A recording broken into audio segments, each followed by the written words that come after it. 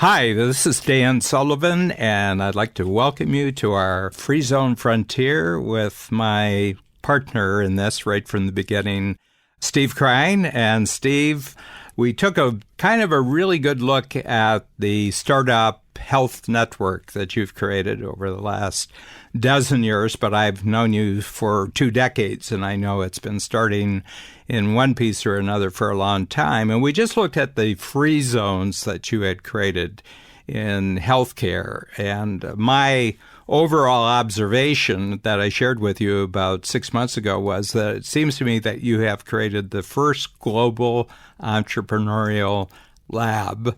And it's unlike anything I've ever seen anyone else do.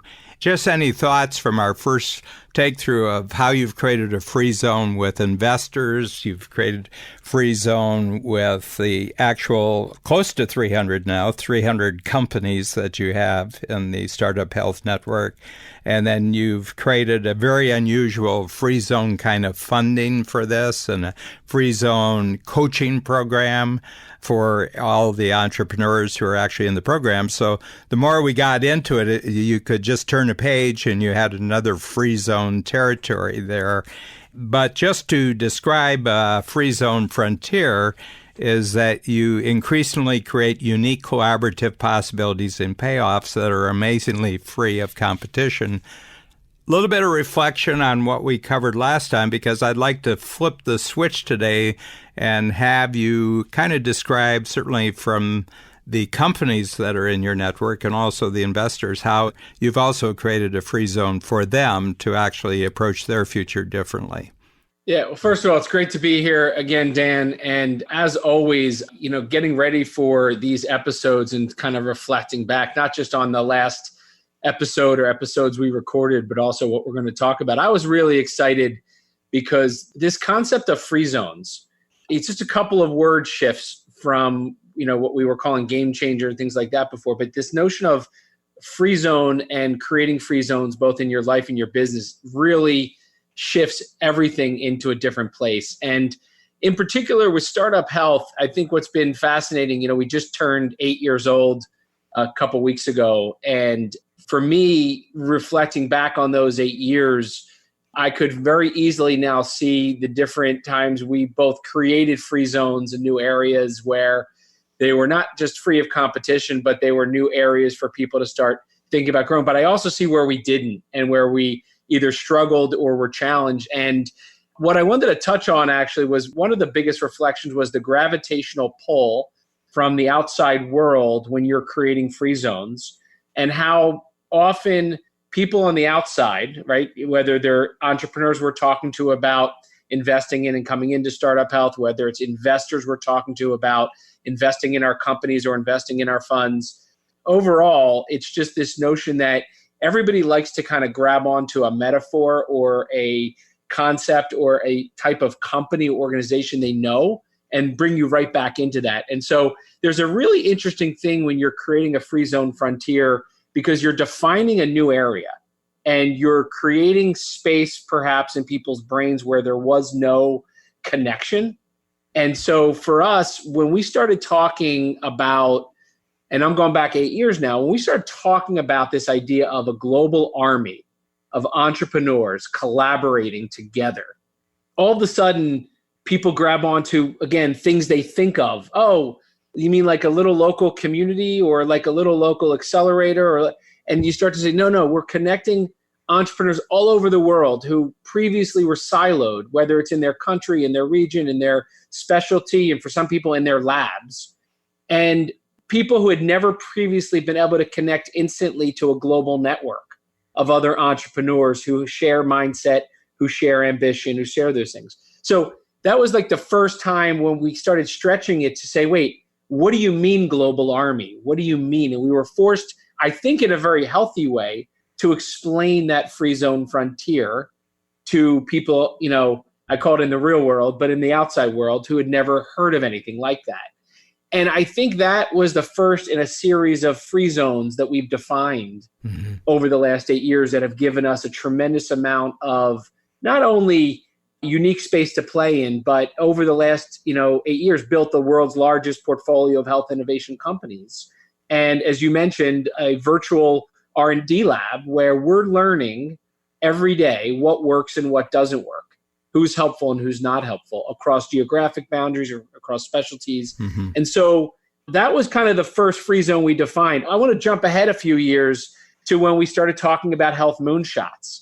And we noticed over the first few years of building Startup Health and building this global army that entrepreneurs were no longer just working on products and solutions and services. They were working on things like ending cancer and curing disease and bringing access to care to everybody, no matter where they lived and no matter how much money they made. Working on discovering the unknown universe in the brain and demystifying brain health and the brain. And you could take this into nutrition, you could take this into longevity, but each of these health moonshots, these seemingly impossible areas, were free zones that people had really never been given permission to unlock the discussion on. So rather than talk about researching cancer, we're talking about ending cancer. And I went back to a free zone that I think often people talk about from the beginning of the 60s when Kennedy took over the agency, NASA, which had only been created a few years before by Eisenhower. And their mission was to just do research on space. And he was talking about this vast universe to be discovered and this beyond what we had known before. But then Kennedy kind of latched onto the idea of landing a man on the moon and bringing him safely back to Earth. And all of a sudden, everybody catalyzed around this idea of moon landing. And for the next decade, it took hundreds of thousands of people, 20,000 companies, hundreds of billions of dollars, ultimately in today's dollars, to make it happen. But it was a free zone, ultimately, frontier that was defined by a person, President Kennedy, but it impacted hundreds of thousands, ultimately millions of people. And so I think when I reactively or retroactively look back at 8 years, we've just constantly created these free zone conversations. And there are so many, again, looking back, like I gave you the example of the President Kennedy proclamation in 1961, but we at Startup Health continue to create these free zone frontiers and ultimately help our entrepreneurs see their own free zone frontiers in their own areas. And again, why these health moonshots are great examples of ultimate free zone frontiers where they can create exactly the universe that you're articulating when you talk about the whole free zone frontier. Yeah, Steve, just a question about 8 years ago and now, and in the definition of free zone frontier, is that you increasingly create unique collaborative possibilities and payoffs. Okay, so 8 years ago, you were closer to the possibilities than you were to the payoffs. So can you zero in on what the kind of entrepreneurial muscle is required from your just reflecting back on the last 8 years? And this is at you personally, regarding the gravitational pull of pulling you back into existing categories. Because the existing categories are all competitive, don't share, don't share things, don't share insights. So, it's almost like the center of the entrepreneurial universe from the general narrative. As the closer you get to the center of the entrepreneurial universe, it's secrecy, it's competition. You don't let other people know what you're thinking about. You don't know. You send your lawyers as your marketing team. You send your lawyer. So if you just reflect maybe in 2 or 3 jumps where you had payoffs that made it more confident in your mind that there was a huge payoff from this that was unlike anything that you had ever seen anywhere else, and certainly you hadn't experienced it yourself.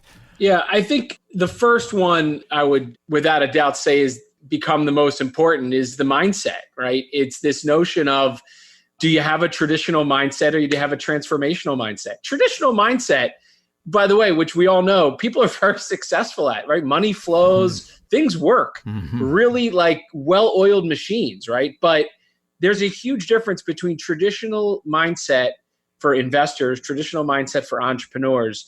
And the biggest challenge with traditional mindset is because it works fine, a lot of people choose to live there. Mm-hmm. And much fewer people choose to live in the transformational mindset. And so the one ingredient that we saw right off the bat that was black and white now is, do the entrepreneurs we're investing in, do the investors that we're co-investing alongside of or investing alongside of or that are investing in our fund, do they have a transformational mindset or a traditional mindset? And with no judgment about either one being bad or good, just which one do they have? And when they have traditional, you can quickly articulate, oh, they're going to be trying to bucket the investment or the company into what is their product or service, how are they making money today, and what is the number of users, customers, et cetera, they have today, without any focus on the impact that those companies are making. They're not asking them about a 25-year vision or mission. They're asking them about a 3-year goal, a 1-year goal, and a 3-month goal. And very rarely do they let themselves get beyond that. So that transformational mindset is without a doubt the one massively important ingredient for us to see the kinds of investors, entrepreneurs, et cetera, that we want to get involved with. And I think when I think about Free Zone Frontier, mindset matters most. Yes. So that's kind of one anchor. The other anchor is long-term relationships. I don't just say relationships, but really long-term. When you look at anybody, right, look around them, their family, their personal life, as much as their business life, and see what kind of long-term relationships they have around them. Very quickly, you'll see that the people with the transformational mindset who also surround themselves with people with long-term relationships and people around them that they rely on and depend on, again, personal and professional, you see a really different shift in what's possible for them to achieve. They're almost like freed up. Again, it's another free zone frontier, right? Long-term relationships. And are they proudly, I love your, who do you want to be hero to?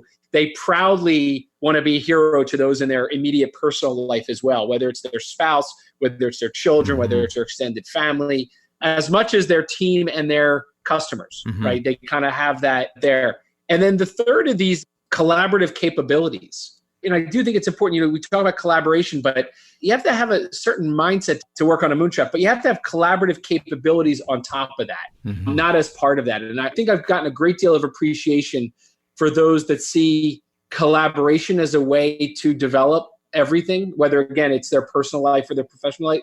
You did an exercise several quarters ago about the successful collaborations you want to bring with you for the next 25 years. And, I quickly picked up and put Rebecca, my wife, and I wasn't saying it to you, I was saying it to the listeners, my wife, Rebecca, into there to who I want to be a hero to, because my biggest collaboration in life is without a doubt my family and my children. And looking at my marriage as a collaboration, but also my parenting responsibilities and capabilities as a collaboration as well. And so when you start to look around at successful collaborations, you can kind of see how that translates to the business life too. And so those three: mindset, relationships, and collaboration. Yeah, it was kind of funny. In the early days of Coach, this goes back to the 1970s, one of the kind of early great opportunities we got was that we tapped in to the whole network of the really top life insurance agents in the world. And when I dug a little bit deeper, I saw that virtually the top life insurance agents have almost an exclusively entrepreneurial clientele. Because, if you could compare a corporate market to an entrepreneurial market, the opportunities for growth are just extraordinary more in the entrepreneurial marketplace than there are in the corporate or just ordinary insurance market. But there were some people, their chief characteristic is that they were greedy, looking for other greedy people. You could tell the agents, they were really into greed. They had mastered greed and actually got into greed. And years later, one of them had started with me and didn't, went for a while, and then there just wasn't, any kind of electricity there. So we were talking about this individual, and somebody says, well, I met an old friend of his, and I said, I don't think that's possible. I don't think it's possible for you to meet an old friend of his. Because every year he'd have a complete set of new friends, but they were all only for business reasons, and they were only for greed reasons. I said, I don't think he's got any old friends, And I really check that out with people. We go back 23 years right now, and I've got so many individuals that it's just been this marvelous kind of growth experience that we've had together, and we check in notes, but we're kind of impressed by the transformations that we see in others, and they kind of inspired transformations in us. So you're so right, Steve, about that this is strictly a transformational game. It can't be about traditional success or traditional status. The one area you talked about your investors, and then you talked about your actual, the entrepreneurial companies, but there's a third thing. That's the medical industry itself is very bound by status, traditional status, gravitational. And that's the reason why, for the most part, it's not really a healthcare system. It's actually a disease management system, because there's a lot of cash flow in disease management, but never curing. Yeah, well, that was the thing that struck me about this unique thing that's happening in this industry, is that the insurance companies, the pharmaceutical companies, the hospital systems, the healthcare companies, they're all investing in innovation. I'm going to put that in quotes because they are deploying a lot of capital. But what's really interesting, and we've worked with a lot of them, and we get to see inside of these collaborations or these attempted collaborations on a regular basis, a lot of them get stuck by the traditional mindset and bureaucracy within the organizations. And why Free Zone Frontier, in particular in healthcare, is incredibly difficult is because the industry is not broken. The experience is completely broken. Mm-hmm. And the actual users, the patients, the families, it's a completely broken approach and broken system. But the healthcare industry, the people who are making the money are making a boatload of money. Mm-hmm. The medicines, the care, the hospital stays, the insurance premiums, there's lots of money flowing through that. So when you're asking those very people to focus on new areas that might disrupt people going to a hospital because they can get taken care of at home, or having to not take medicine anymore because they don't get sick, or not needing to take advantage of all the insurance coverage because they're not utilizing it. All the things that ultimately make the system run are the gravity of the Free Zone Frontier. Yeah. That don't allow it to happen. So it's an interesting dynamic. And one of the reasons why we are so excited and passionate about this global army of entrepreneurs and innovators linking arms is because there is, over the next 10, 20, 30 years, a real opportunity to end cancer as we know it, to bring access to care to everyone in the world.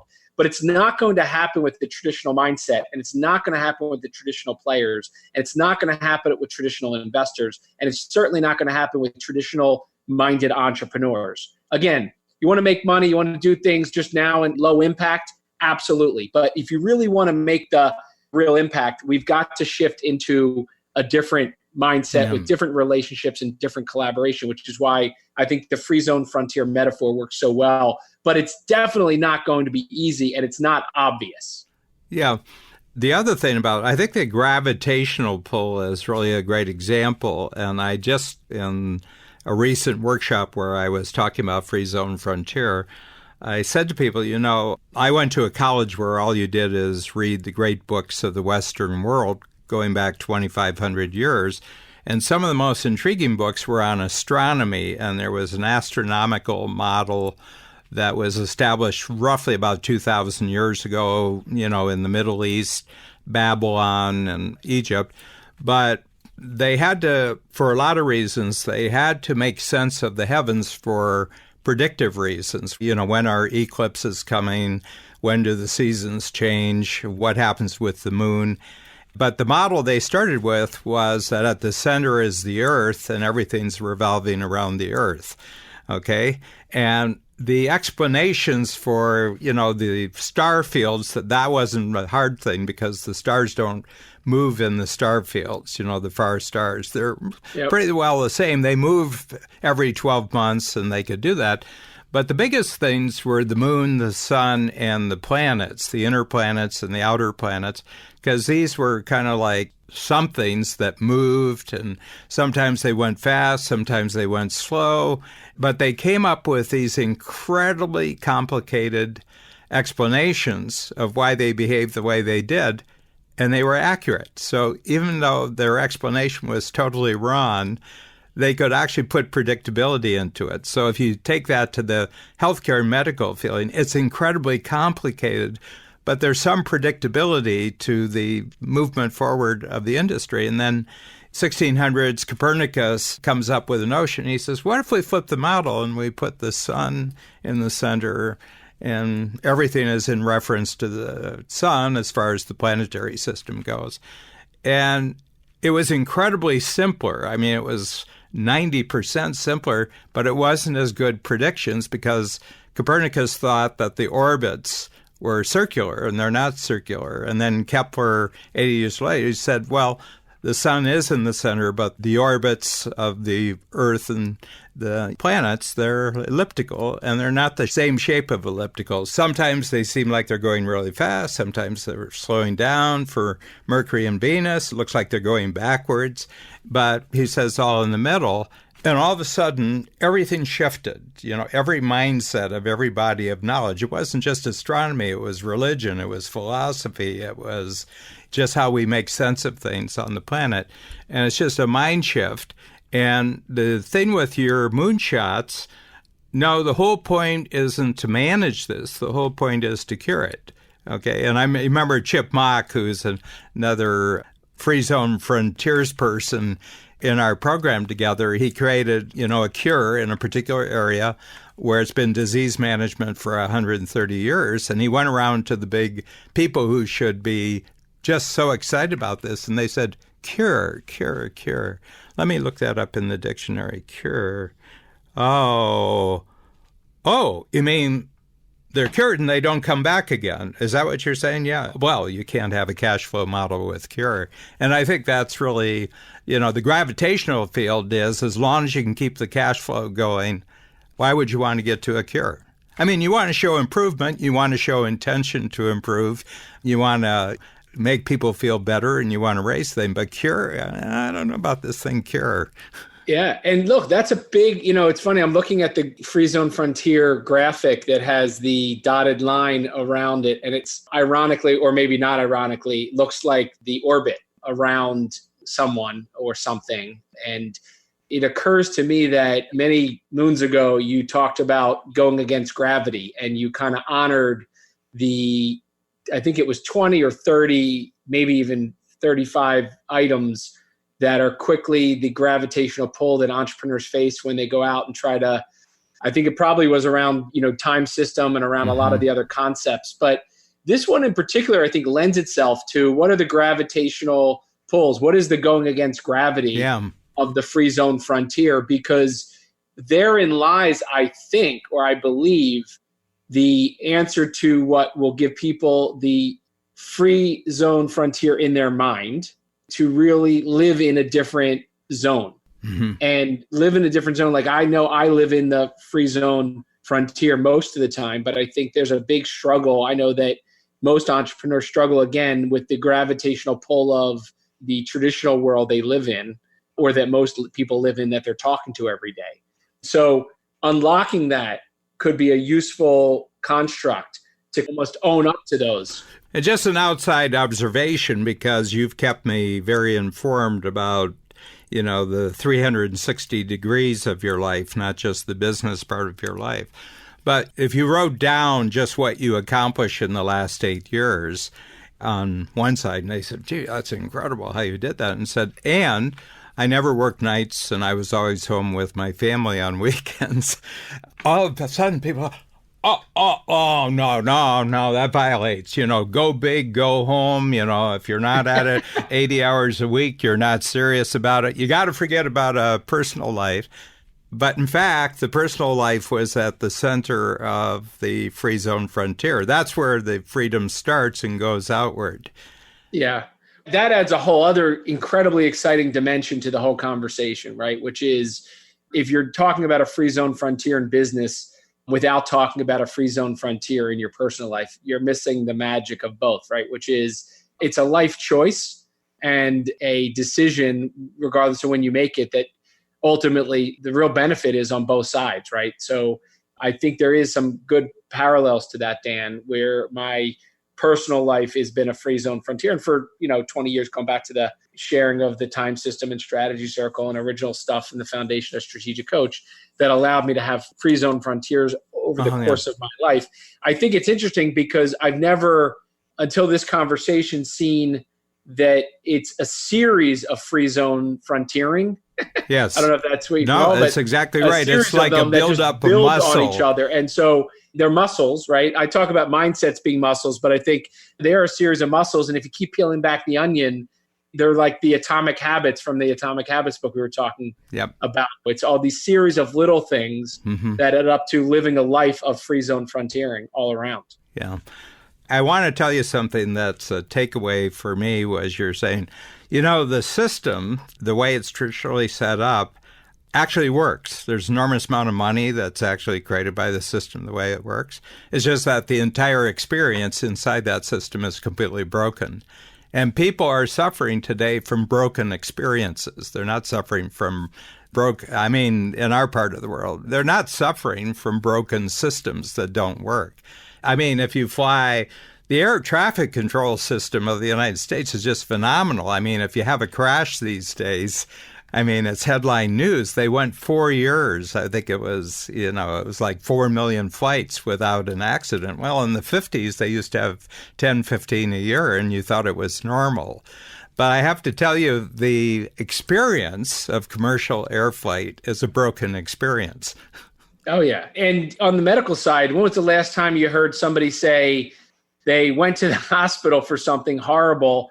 Now, the nurses might have been incredible, right? Great care by the nurses, great care by the doctor, but the experience was horrible. And the punchline in all of it is they get the big bill at the end, right? Or the 10 bills at the end. And all of a sudden, you see how cash flow rich the system is, right? And yet the experience left them with both a horrible taste in their mouth and ultimately a feeling like there has to be a better way. And by the way, that's at every level. I don't care how high end you go, beyond the, canyon ranches and tests out there and a nice concierge experience at one level. It's a mess beyond that. Yeah. Well, really terrific. My head is spinning from all the possibilities for our next episodes. So, Steve, just as a parting thought, so I give you a little bit of homework.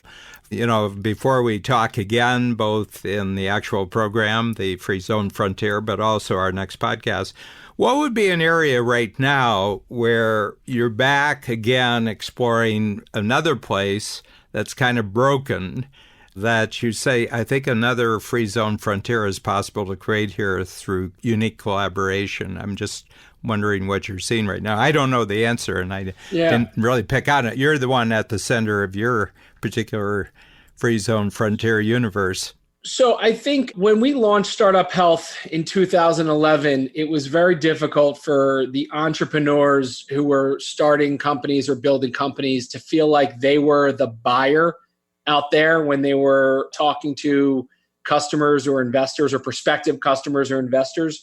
So I think therein lied a very natural feeling that they were always selling and had to be selling. And I think that as a result, they go into every fundraising meeting, they go into every customer pitch, they go into every hiring or potential meeting to hire someone, selling, overselling, feeling like they're just, doing that. And I really feel like not only the market shift, but also the confidence shift because of the free zone frontier they're playing in, where they should be the buyer, not the seller. And they should be trying to find the investors that they will allow to invest in their company, the kinds of customers they will like to collaborate with, the kind of team members they would love to collaborate with, and see themselves as a buyer and be confident, and not in an arrogant way, but in a very confident way, that they should be very selective with who they bring into their orbit. I have just countless examples of entrepreneurs who had their guard down because, green money, I don't care, it's all the same color, isn't true, because it's really easy to talk about all the good things that investors could do when it's in good times, or how great a customer would be to have their logo on your deck or on your website. But when push comes to shove and things are difficult, whether it's a challenge with your company or a challenge with their experience or whatever it is, that's when the real personality and character shines through and their values. And so I've really worked hard to kind of really help the entrepreneurs in Startup Health see that they should be out there as the buyer, not the seller. Yeah. And so every meeting they walk in with a clear filter for the kinds of people they're looking for. And we've been doing this for years ourselves. Interestingly enough, the more I've shared with prospective investors in our fund, as I've shared with entrepreneurs what kind of entrepreneurs we're looking for, it's been a shift in the conversation to almost feel more like we're interviewing them, they're not interviewing us. Mm-hmm. I think that's really magical, especially, it's very freeing, yes, by the way, for an entrepreneur to feel. So we're really trying to reflect on that as we not only continue to add companies to our portfolio, but also bring investors into our network and really see that it doesn't matter that they're just investors and they want to meet companies. It's what can we learn about them that can be helpful to the companies before they walk in the door so that they can effectively be in the buyer seat, not the seller seat. That's a big shift. Yeah. I mean, talk about a flip of gravitational flow. That would be a big one. Yeah. Yeah. Yep. Anyway, very fascinating. I expect this to go on forever. What's your duration? My duration is forever until the game is taken away from me. So anyway, thanks a lot, Steve. Great talking to you, Dan.